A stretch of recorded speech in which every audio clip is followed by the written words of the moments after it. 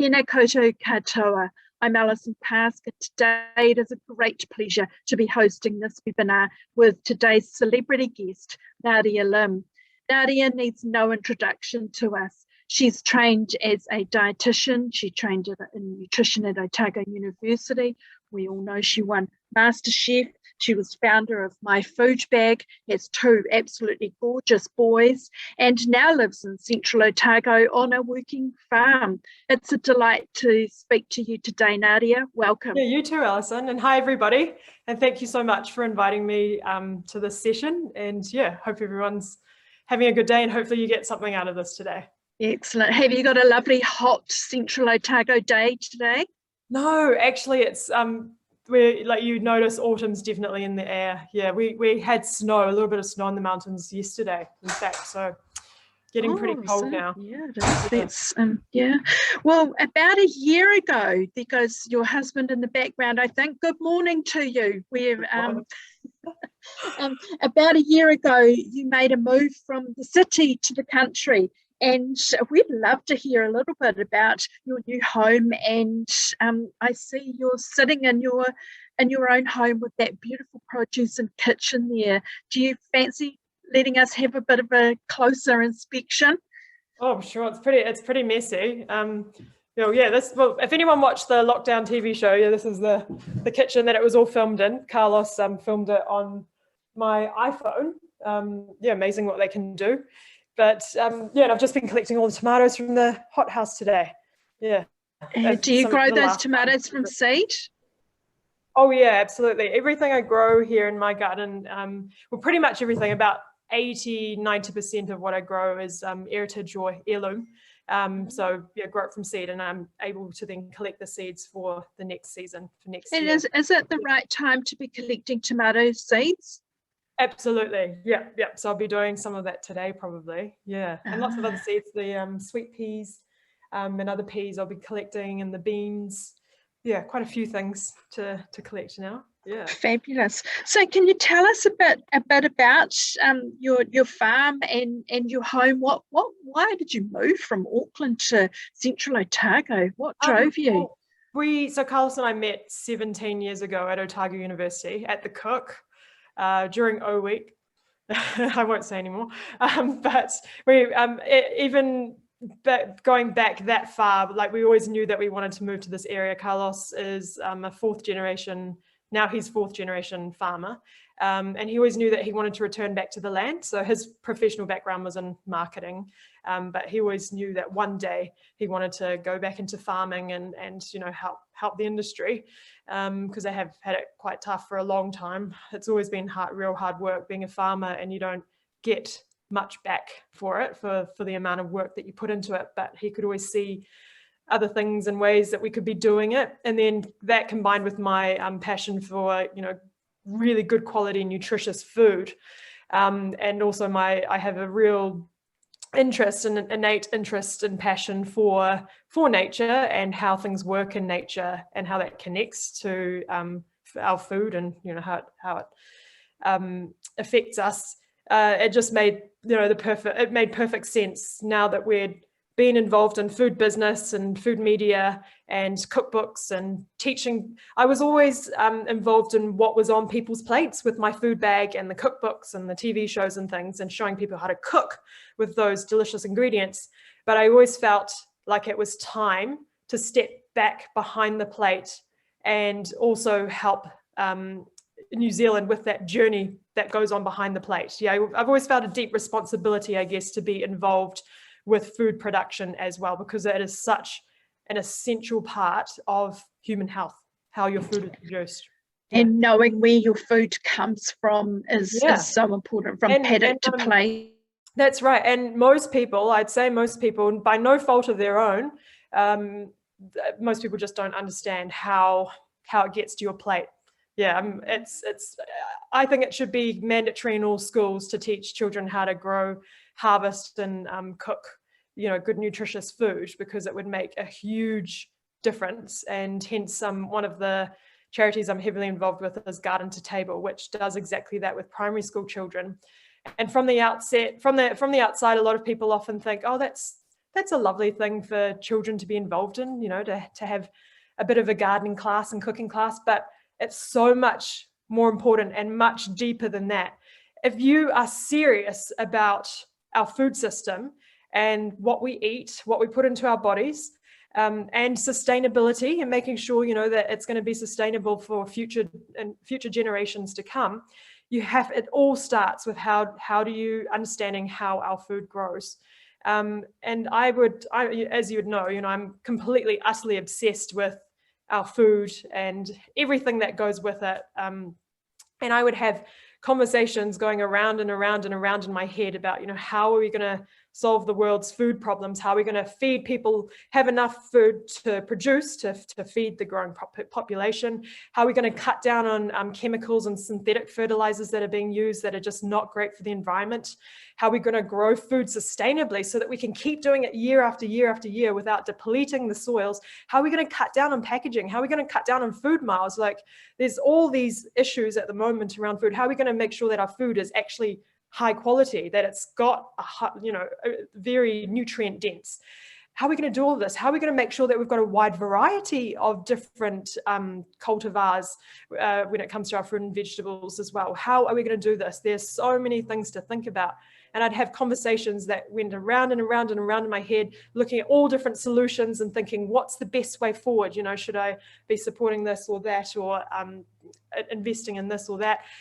And the one thing that actually ticks every single one of those boxes was actually just simply, we need to get more people growing their own food. Or if you can't, because I do understand that not everyone can, because you may not have the land, obviously. Although I do think a family can grow all of the vegetables that they need for a year on about 30 square meters, which isn't actually that much space. But even, just supplementing some of it. But even if you couldn't grow any of it, you were in an apartment and you could just have a few pots, you at least need to learn and understand that process of how it all works. Yeah. It's complex, isn't it? But understanding how food grows, when it grows, and even what's in season is so important that so many people have missed out on that skill now. So you've almost put your money where your mouth is, and you've converted a traditional sheep farm into so much more. You're creating a diverse range of crops. Can you explain why and how you've done that? Yeah, so we moved. We took over the farming operation of this place. Carlos, was that about almost 2 years ago? April, almost 2 years ago. So 18 months to 24 months ago. And we did one season the conventional way, which was how it was run before. It was a sheep and barley station, basically, for lamb and barley. And we did it the normal conventional way for one season, just to kind of learn the ropes and, make sure that we kind of knew what we were doing, I guess. But we very, very quickly realized that it wasn't us, and that we had so much more potential, and that we could see so many more ways of doing things that were way better for the environment, that actually had a positive effect on the environment, not even a neutral effect, a positive effect on the environment, because at the end of the day, we shouldn't be aiming to have a neutral effect. We should be aiming to have a positive effect, to actually give back to it. And be with animal husbandry, what things we could change there as well, to do better by the animals. And see also profitability, because what is happening now in the bigger context of your food system is the traditional farming, conventional farming system is very monoculturistic. They'll only do a couple of things on the farm, like sheep and barley, or just dairy, for example, or just crops. But also it's a commodity driven market. And when you get into that cycle, it's not a great cycle to get into. There's a lot, there's much better ways of doing things. And farmers often get into this mindset where it's all about yield, yield, yield, yield. And that, I won't go into too much detail about it, but that is driven by wider pressures, such as bank loans and that kind of thing, and how it all works. But we won't bother going into that. But when you focus, and when you're taught only one way, and you're always focused on yield, it's almost like you've got blinders on, or and you can't step away from it and see the bigger picture. I mean, we looked at it, and we look at everything on this farm as a resource. For example, yesterday, what I was doing yesterday, actually, I'll show you guys here. So we have a few thousand elder trees on the farm, and most people would think that elder trees are a weed. I don't know if you've seen elderberries before, these guys. Elderberries, yeah. They're considered a weed, but I look at them and I go, no, that's actually a resource. Anything can be a resource if you think of it in a different way. So I got together a group of pickers, me and 3 others, and we went and picked about 100 kilos of elderberries because they're perfectly ripe at the moment. We've forked them off, they're ready to go into the freezer, and I'll figure it out later, but I'll figure out what to do with them. Yeah, once I get the chance to sit down, you know, I'll make them into something to be sold. But, you know, that's just one small example of everything actually is a resource. With our crops, what we're doing now, actually, what I'm looking at the moment, try and show you, but it might be a bit far away, is the sunflowers. I don't know if you can see them in the distance, but that paddock is full of sunflowers. And so the sunflowers we put into the paddocks because they have the most beautiful deep long tap roots that go right down. They're very, you know, they're so tall above the ground, and as far above the ground they go that deep into the ground too. So they push down these beautiful big long deep tap roots which aerate the ground naturally, because you need to get oxygen. You want to get, you know, you want to break up some of the soil and get some oxygen in, and that's what they do naturally without having to use fossil fuels and, you know, everything to plow it all up and disturb all the microbiology, all the bugs and everything going on underneath the soil. But so they're doing that, but then at the same, and they're also one of the most carbonaceous crops that you can get. So once they die back, they're going to add so much carbon back to the soil, beautiful, beautiful carbon back to the soil. But on top of that, we're using them for that, but you get this beautiful byproduct, everything's a resource, of the sunflower seeds. So we'll harvest those and then get them pressed into sunflower oil. Yeah, so that's, I mean, a couple of examples out of many. There's probably 10 times that number of examples. You've also got chicken caravans too, don't you? Tell us what a chicken caravan is and how that works. Yeah, it's a little bit far for me to walk there at the moment to show you, but so to add back to the soil, because when you are producing food, you know, it primarily comes down to the quality of your soil. You want nitrogen, which, you know, helps to grow nice, healthy plants. It's for all the leafiness of them. So grass needs nitrogen. And chicken poo is extremely high in nitrogen. So we use chickens. At the moment, we have about 120. However, we have about 10 times that many arriving soon. And they're in one of our paddocks that needed a bit of love and care and attention. And they poo in the daytime, they're free range, they poo all over the paddock. Poo's just everywhere. They do poo a lot. They poo about 15 to 20 times a day. And then at nighttime, they hop into during the daytime, they lay their eggs in a caravan, which is their home. They've got special nesting boxes. At nighttime, they roost in the caravan and the doors go down. They're all trained to hop into the caravan when the sun's setting, so they know when it's time to go to bed. They're very smart. They're very clever, cool creatures. Then the doors close of the caravan. They sleep in there overnight, so they're protected from predators. Early the next morning, we get a quad bike and we drag the chicken caravan while it's still closed up about 10 to 15 meters into another part of the paddock, open up the doors. They have a new area to roam around and poo all over again. And that adds natural nitrogen back to the soil so that we don't have to use synthetic nitrogen fertilizers. Yeah. That's fantastic. And what do you do with all the eggs that they lay?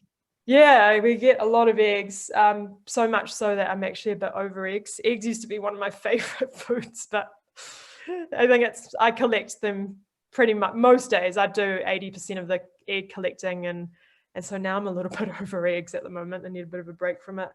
So we sell them into little cafes and restaurants around Arrowtown and also at the preschools. Yeah, but it's all about what we're trying to do here, I guess, is just change up that model of farming where it's very monoculturistic, not very diverse. You know, they only do a couple of things. It's a commodity product, And also there's quite a long chain from farm to consumer. So we're trying to shorten that chain right down, just stay local, stay focused in that area local, so that you're not adding all these food miles and everything to it, trying to diversify, not having your eggs just in one basket. Excuse the pun. Yeah. So what other commodities do you have to sell? I mean, potentially you'll have something out of elderberries, and I wonder if that might be cordial or wine. That's traditionally what it is. What else can you do with elderberries? I like making shrubs. I don't know if you've had a shrub before, but you mix it with apple cider. You've got to cook elderberries or else they're toxic.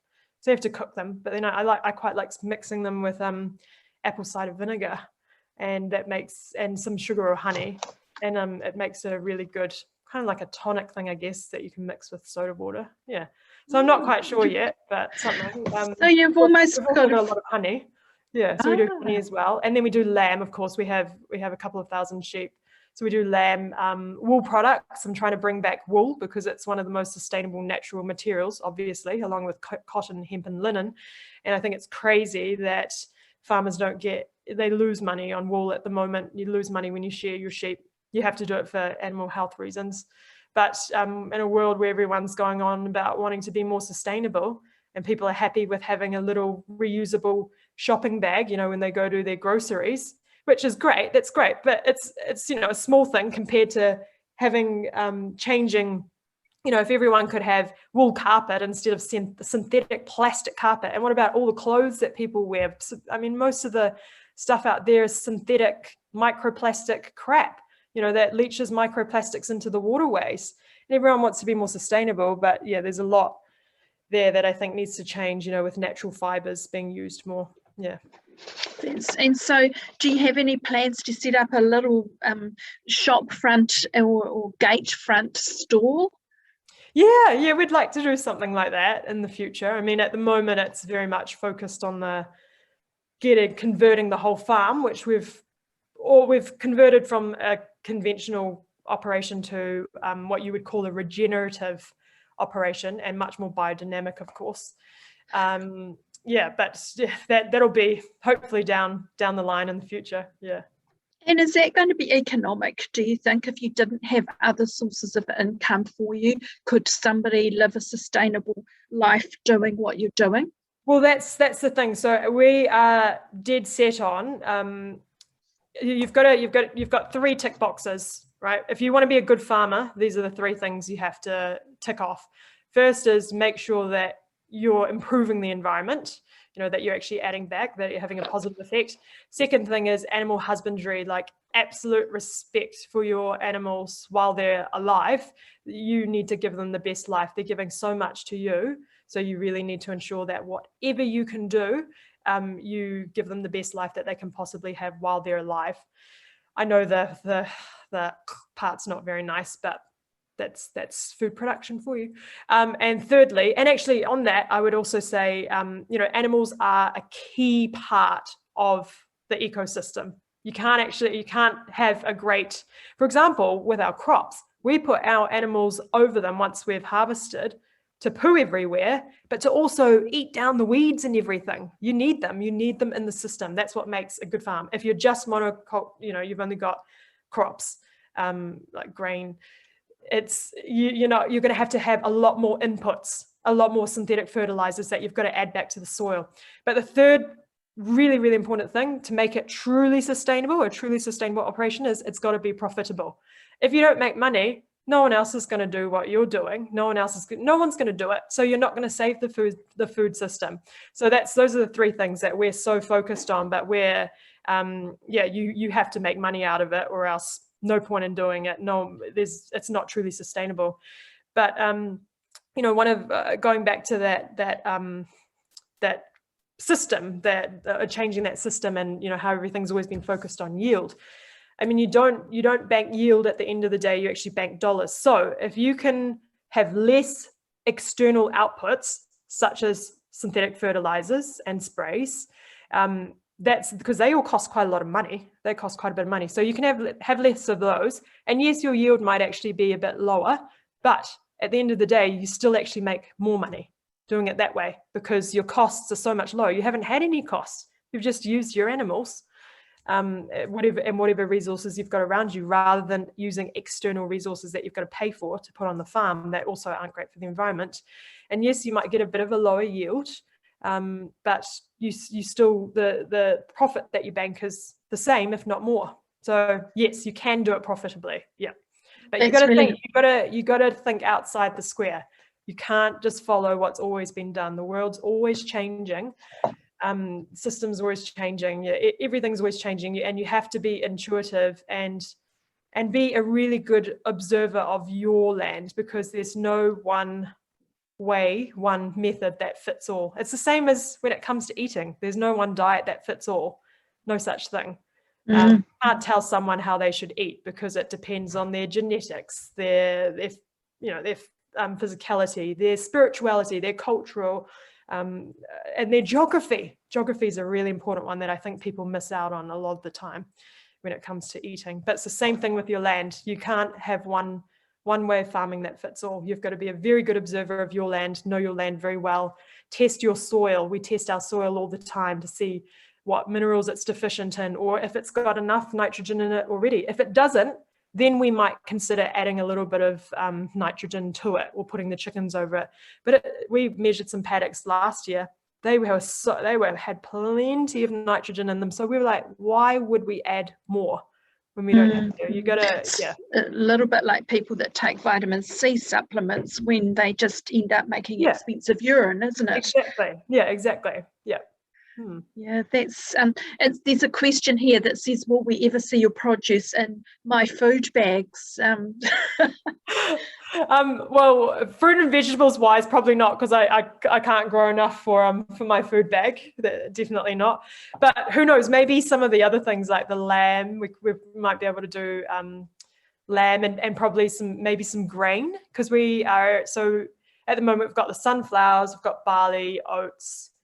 Carlos is putting in lupins for seed, so those beautiful blue flowers for people's gardens, and peas, because peas are an amazing nitrogen fixer.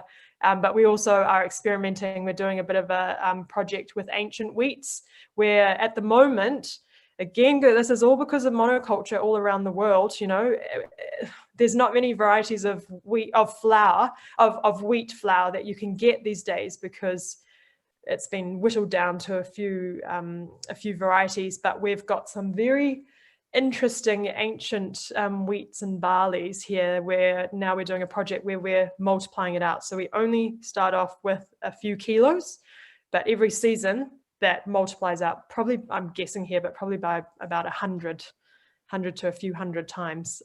So it would be amazing to maybe one day see some of these more interesting, diverse cultivars back in the food system.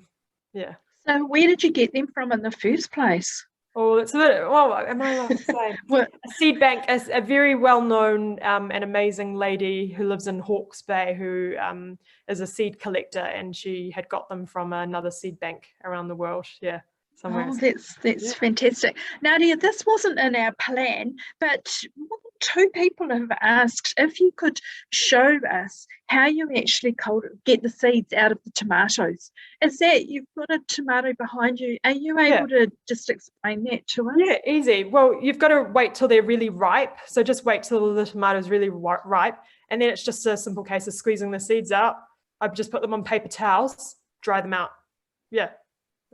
That's and then what do you do then? So once they're dry, store them, and you've got to be careful. Like if you put them into a jar or something, well, with any seeds, they can often get a bit of moisture and like mold and stuff. So I would just make sure like they're super, super, super dry.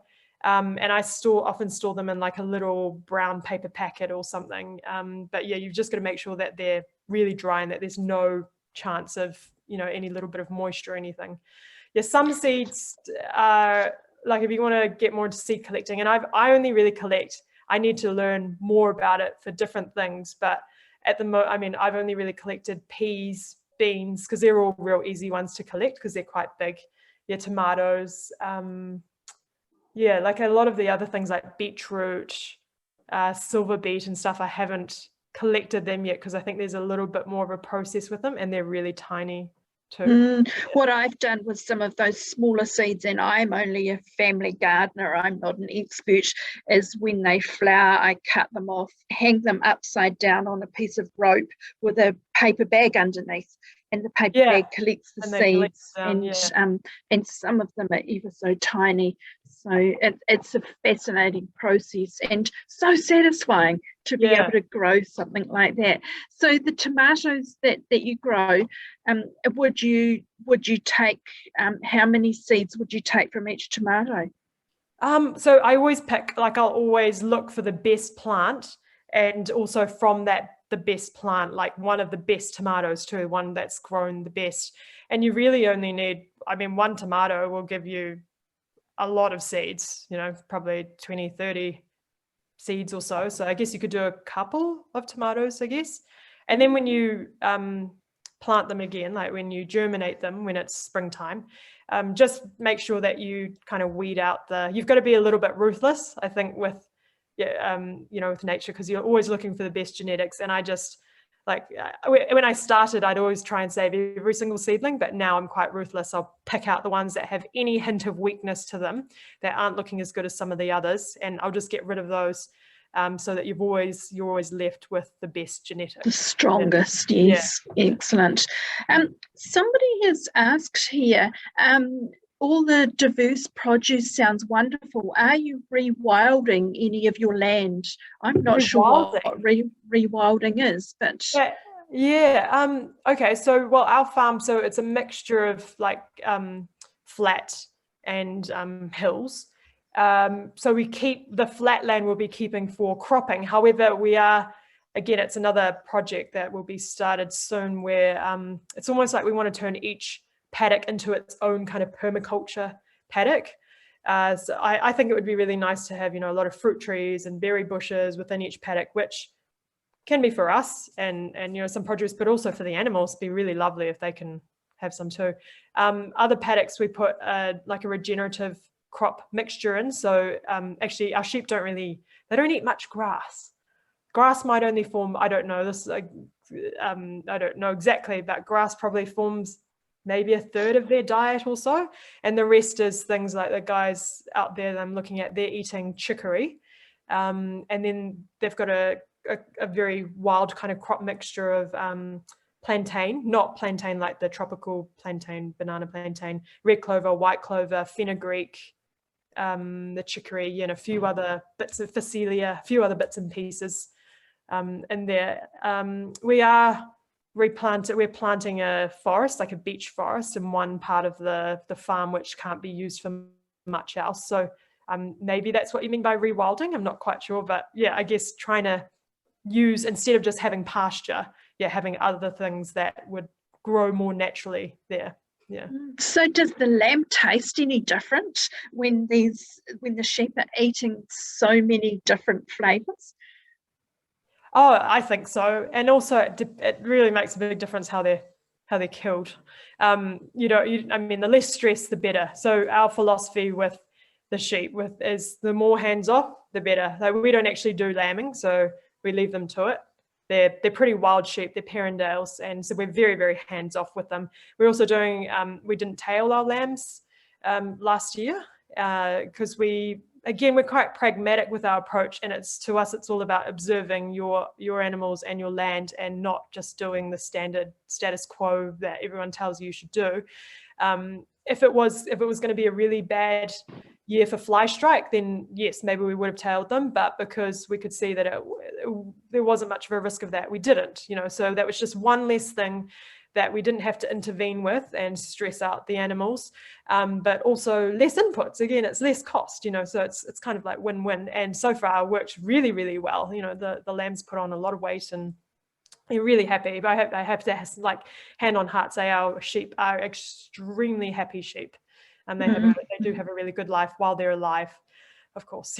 Absolutely. I know. I grew up on a farm, and we milked our own cows, and you could actually taste the flavour of the milk based on which paddock they had been in and what they were eating. So Yeah, you can, yeah, certainly. definitely you can taste, yeah, the difference, absolutely, yeah. Yeah. We also have a lot of wild animals here. I mean, our diet's mainly wild meat. In fact, we don't actually eat that much lamb.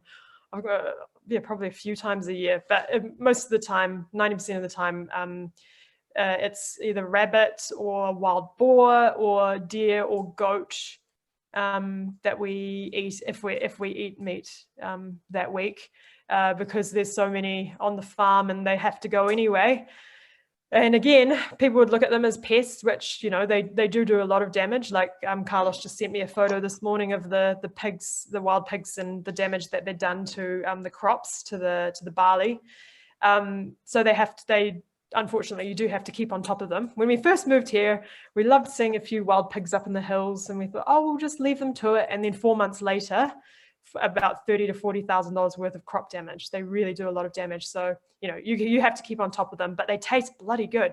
They make the best sausages and bacon that you don't have to add any nitrates or anything to, of course. And rabbit is a fantastic meat. It's, you know, and this is like the most free range organic meat you can have. And this is another one of my bugbears in New Zealand, because overseas in Europe, they really celebrate wild meat. You know, it's really celebrated.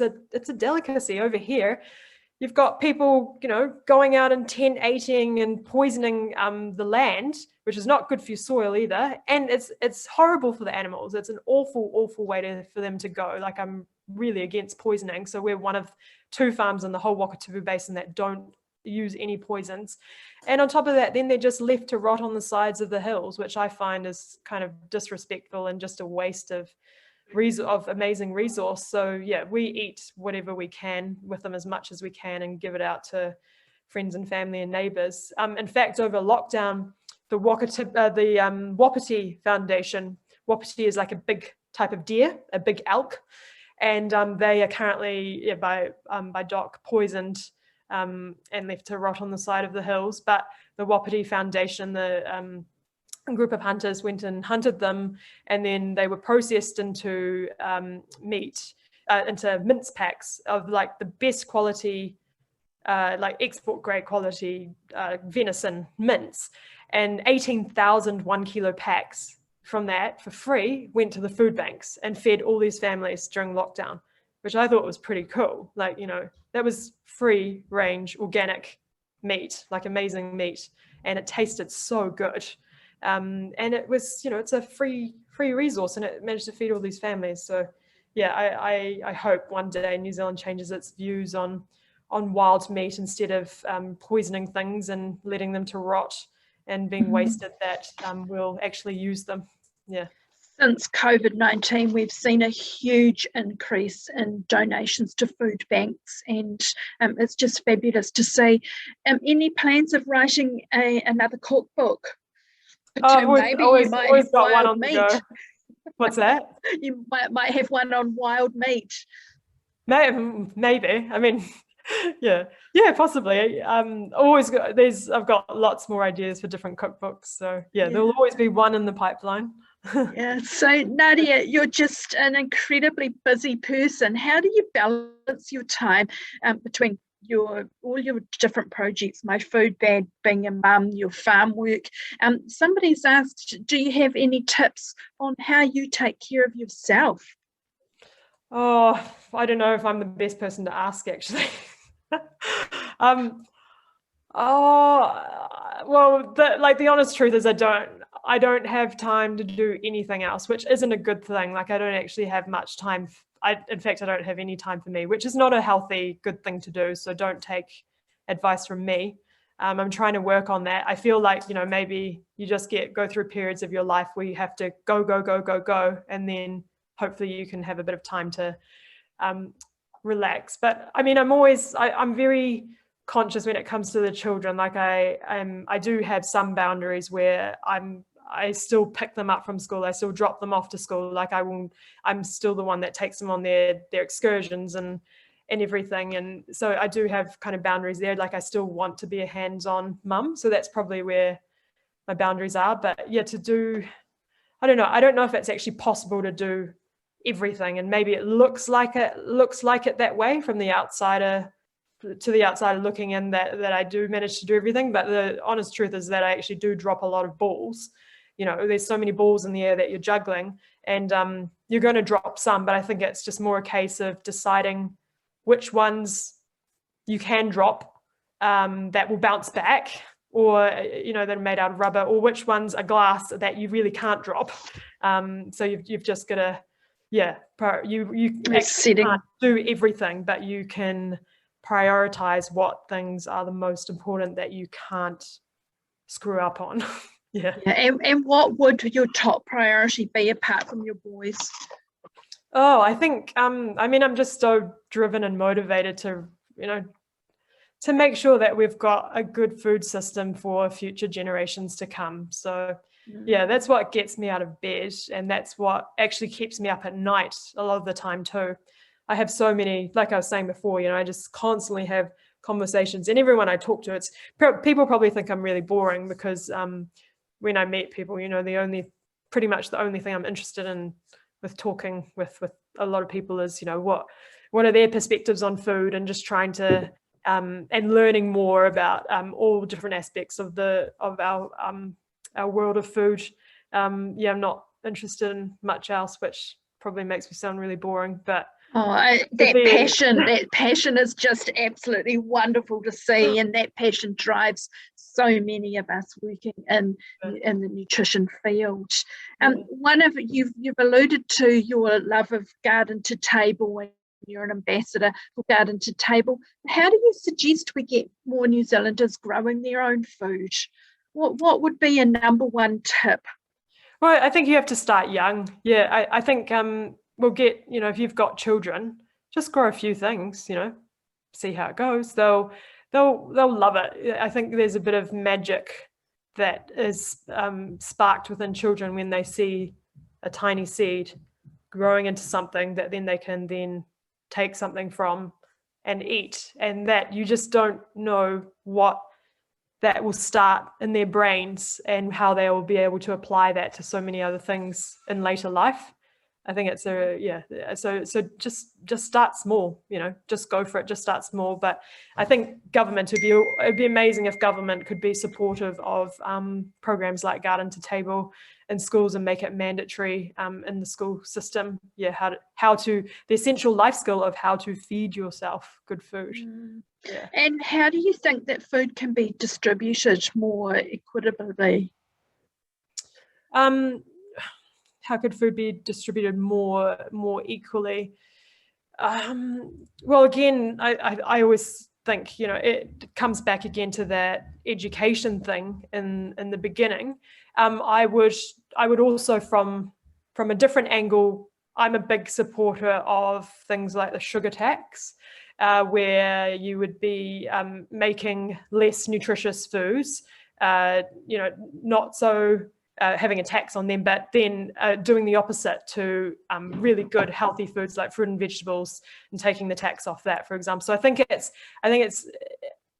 making it easier for people to get hold of more nutritious food, and that I think does come from a government level, I would say. I mean, I think you've got to change someone's environment. One of the lessons I learned when I worked at the Diabetes Centre for Auckland District Health Board was, yes, you can tell someone what's healthy and how they should, give them some great ideas for what they could be eating and what's good for them and what's a healthy diet and whatnot. But having that knowledge, sometimes it's just a bit useless when they don't have the environment to support them. Yeah. I think if you really want to change it for those less fortunate, I do think a lot of it comes down to government level to actually be responsible for changing up the environment and accessibility to the good nutritious food, and the less nutritious stuff being less accessible. Yeah. And hopefully the locally produced school lunches may be an example where that's happening too. Yeah. I think that program and that initiative is going to have some real good legs. I can see some potential maybe little problems and things that they'll run into, but everything, you know, you always run into little problems and you just got to navigate your way through them and solve them. But yeah, I think overall it will be a good program. Yeah. So a question here says that given that most people shop in the supermarket and don't have the luxury of growing their own food to the extent that you do, how can those businesses contribute to improving the food system for your future vision? Given that most people shop in the super, how can those businesses, like the food businesses? The supermarkets, I think, yes. How can the supermarkets? Yeah, well, firstly, it would be great. I feel like with my food bag, one of the things that I always applauded my food bag for was that, you know, we didn't necessarily just go with the standard, you know, bigger companies that were doing products. Like we try and support the smaller guys that did a really good job. So I guess supermarkets should be doing a bit of that rather than just looking at the margins, but trying to get a more diverse range of different companies and things that are doing different things. And perhaps, yeah, and so supporting. I mean, if you take wheat, for example, at the moment you can only get one variety of wheat flour. But yeah, how could the supermarket support other wheat growers? Well, I think it really comes down to, for me, often, you know, with business, it really comes down to your philosophy and your heart. You know, what are you doing this for? And it would be wonderful if maybe, you know, more supermarkets at heart, they did want to help smaller businesses that were growing a more diverse range of different products and things. So yeah, how do you drive that culture? I guess you'd have to really drive that culture and make them want to do it rather than just looking at the bottom line. And that's a great idea. I think one of the things that in public health we often trying to make food more accessible for low income families. What would be your top tip for those of us working in public health to ensure that low income families received healthy food? Top tip. So again, you know, I feel like a lot of it comes back down to the environment needing to change. Whether or not you as a dietitian or nutritionist can do that, you know, that's a little bit out of our control. That's more at a government level. But what you can do, I think, I'm just reflecting back on my time as a dietitian, like practicing. And I feel like what helped people the most was being able to see it from a wide range of perspectives rather than just, what am I trying to say here? What I'm trying to say is that there's no one diet that fits all. And I feel like traditional, how we've traditionally been taught is very specific to, say, the Western diet and Western way of eating.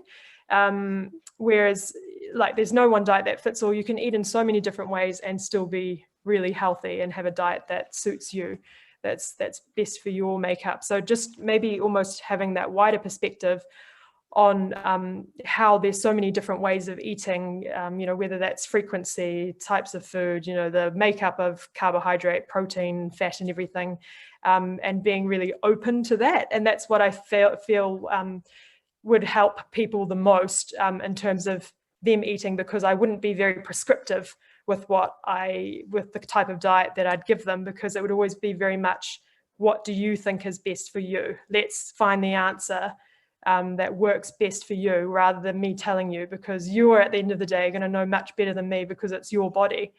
I really like a kind of an example to demonstrate what I mean, I guess, is the other day, a few nights ago, I had a lady called Jess over for dinner. And she's of Inuit descent. So she's from Nunavut. She's half Inuit and half Canadian. So Nunavut is the whole lot of islands around Greenland. So they're, yeah, Inuit, you know, also known as Eskimo. And she was telling me about her diet, you know, asking her lots and lots of questions about what they ate and everything. And of course, their main thing that they live on is seal. seal meat and seal blubber and seal blood, and also whale. They're permitted to kill 3 whales a year, which feeds the whole village for the whole year, you know. They can't grow vegetables or anything, but, you know, of course, and that's what I'm saying, it comes down to so many different things, including geography, of what's the best diet for you genetically, physically, spiritually, culturally, and geographically as well. So yeah, in a very complex, convoluted way. I hope that kind of makes sense, but I think that would probably be my best advice, to get people to get the best out of your service as a dietitian or nutritionist, to be able to have that really wide perspective, that there's no one diet that fits all, and that the patient, your person that you are there to help, to get the answers out of them, rather than you having your preconceived ideas about what's the best diet, probably what you've learned at university, like what they've told you is the best diet for everyone to have, because that's for our specific culture maybe, but, you know, and food is politics, is so political too, but to actually get the answer out of the patient themselves. So your job is more there to guide them, as opposed to tell them. Yeah. Mm-hmm. So I think that's a great answer, that it's actually a conversation, to be curious, to ask lots of curious questions, to know your own environment, to be active, politically active too, probably need to do a bit of advocacy, get change happening in the community, with supermarkets and at a government level. Nadia, if you were the Prime Minister, what would you do to make food healthy and accessible to everyone living in Aotearoa? Yeah, I would make it part of the school curriculum, having teaching kids how to grow, harvest, and cook food. So 2 sides to that. Yeah, the growing of it, the producing of it, but also the cooking of it. B, I would be supporting farmers a lot more, the primary producers a lot more. At the moment, I mean, I think they're trying to do a good thing. They've always got good intentions with some of the rules and regulations put around food production, around farming. But as I was saying before, it's the same as, how you eat, a diet. There's no one diet that fits all. There's no one method of farming that fits all farms. And so it's very dangerous when you apply a blanket rule of how you should farm to every farm. It doesn't work. It's a really, really bad idea, in fact. And I've got plenty of examples of that. But anyway, they've got good intentions at heart, but they do have to be careful around that. So I think more support needed to incentivize the farmers that are doing great things. Instead of having rules to stop people from doing certain things, incentivize, well, have some of those too. You do need some of that too. But also programs to incentivize the farmers that are doing great things and that are actually positively adding back to what to their farm, to their land, to the food system, to the environment. Yeah. Fabulous. Wouldn't we love to have you as a Prime Minister? Nadia, I can see some farm tours coming on. So wouldn't it be? There's a new business idea for you, actually. See life in action, sustainable farming in action. We have a lot of people come up here, and we give them a tour of the farm, especially people in the restaurant or cafe industry that want to see how their eggs are produced. They come up here and do a little bit of a tour, but nothing formal yet for the public. Although we've had, I reckon, about 100 people a day would be taking selfies in the sunflowers. They jump the fence and take selfies. Had a naked girl yesterday that I came across. Sunflowers. Just delightful talking to you this afternoon, and I thank you very much for giving up an hour of your time to be with us. It's been delightful hearing the paddock to plate concept, how you've moved from the city and are now living in a farm with such a diverse range of items that you're growing and cultivating. Thank you so much for your time, and ka kite anō to you. Thank you. Thanks, everyone.